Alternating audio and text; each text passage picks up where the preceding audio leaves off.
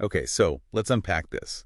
Today on the deep dive, we're really taking a magnifying glass to something foundational, common nouns. Right. They seem simple, naming words, person, place, thing. Exactly, like John, house, affinity, river. They're just Yeah.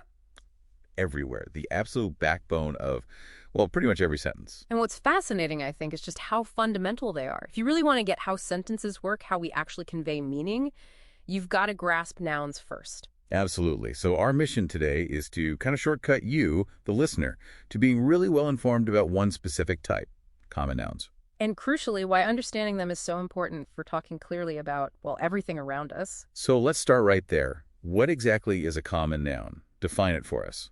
Well, simply put, a common noun is the general type or the category of a person, place, or thing. It's the generic name. Generic name, okay? So when you say cat, for example, you're talking about any cat, the concept of a cat, not necessarily mittens sitting on your lap. Right, not your specific feline friend. And here's where I find it gets really interesting, the visual cue.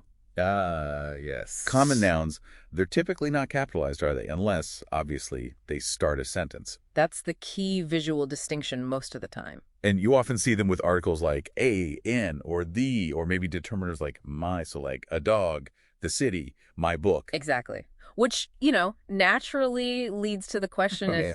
if they're so general, how do we really pin down the difference between them and those specific name? Yeah, that's the crucial bit, isn't it?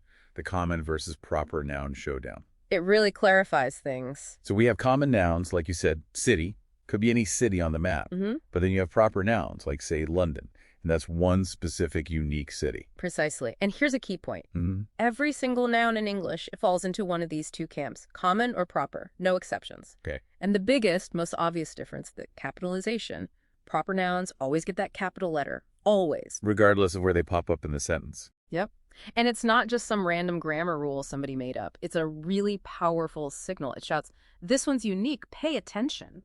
That makes perfect sense. We don't say the Max, do we?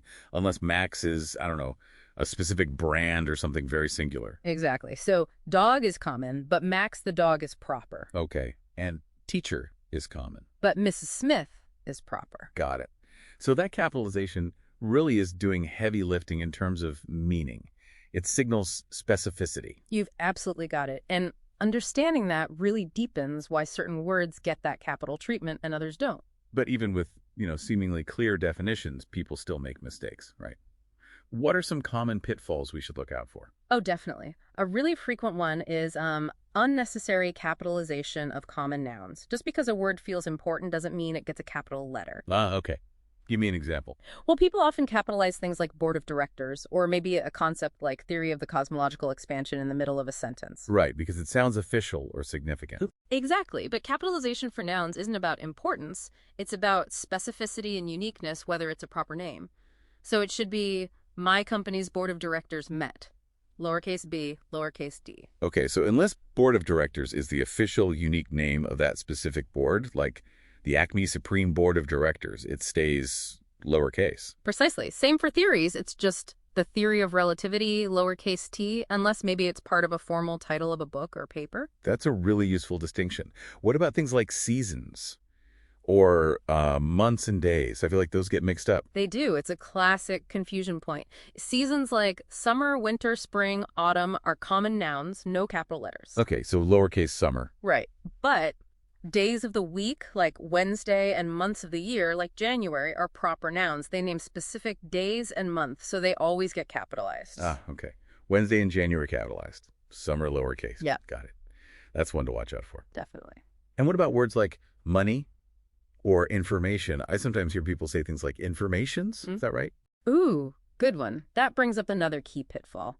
The difference between countable and uncountable common nouns. Right. Countable you can count, uncountable you can't. Basically, yes. And words like money, information, advice, furniture, equipment, these are typically uncountable in English. So they don't have a plural form.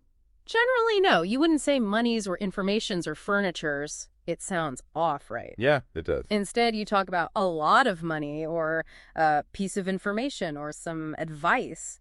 You use other words to quantify them. Okay. And then there are weird ones like news which looks plural but isn't. Exactly. News always takes a singular verb, like the news is on, even though it ends in igs. Yeah, pants, always plural. Always plural, even if you mean one pair. Same with scissors. English has its quirks. Understanding these countability rules is crucial for, well, sounding natural and grammatically correct. So when we boil it all down, what does really understanding common nouns mean for us, for you listening?